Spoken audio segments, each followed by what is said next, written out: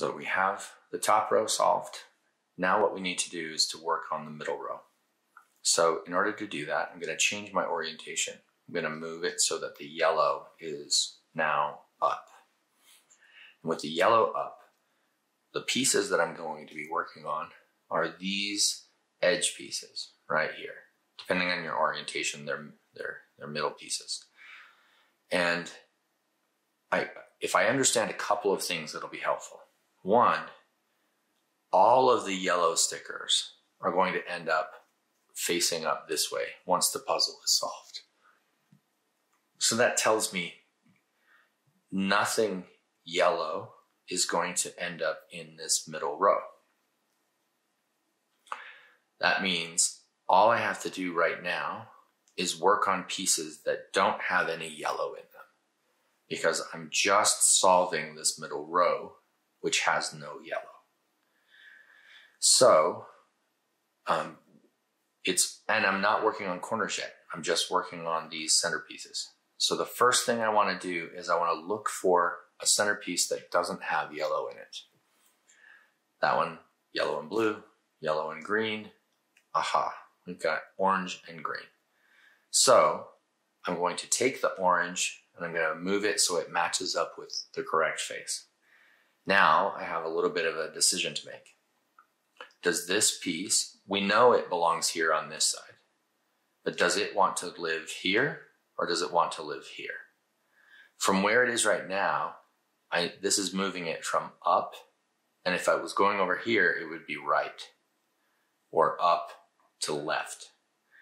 In this case, it's up to left because the green wants to be right here. So this is where we run into our first real algorithm. And an algorithm is going to be a series of moves that accomplishes a particular task. And this is something that I think it's helpful to have notes to use so that you can follow along. The first challenge is learning the notation so that you can read the notes. Once you have the notation and you can read the notes, then you practice, and I would suggest you just practice by reading, just use a cheat sheet. Just solve the cube again and again by learning how to see what you need to see to trigger the right algorithm. So in this case, we're focusing on up to left. And the algorithm is, I'm going to do the moves, and I'll try to put on the screen later what the moves are, but I'm not confident that I can say the right moves while I'm doing them with enough accuracy. So I'm going to try and cheat a little bit here. I'm just going to do the move and then later see if I can add what's necessary so you can see what the moves are. Maybe I'll talk through it. In order to move this to here, first I move the centerpiece away from the side where it's eventually going to live. Then I move this left side counterclockwise. So the first move was up counterclockwise. Now I'm doing left counterclockwise. Then I need to reverse those. I do up clockwise and I do left clockwise. Now I'm going to rotate the front face so that I get this piece moving in the direction it needs to go. And in that case, it's front counterclockwise.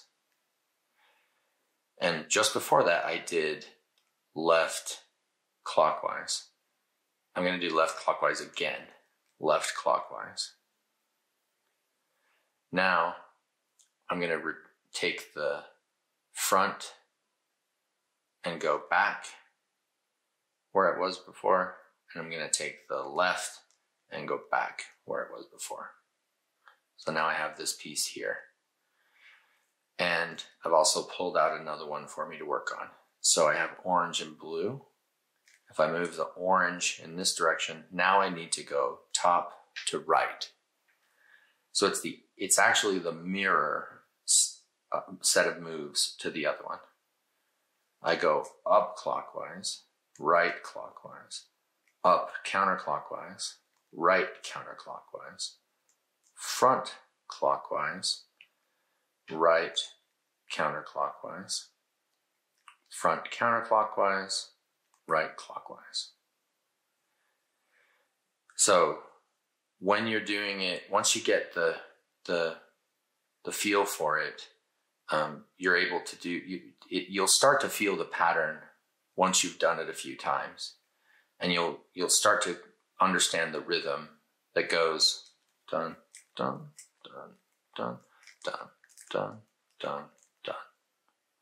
8 moves, and this needs to go here to here, so we go dun dun dun dun dun dun dun.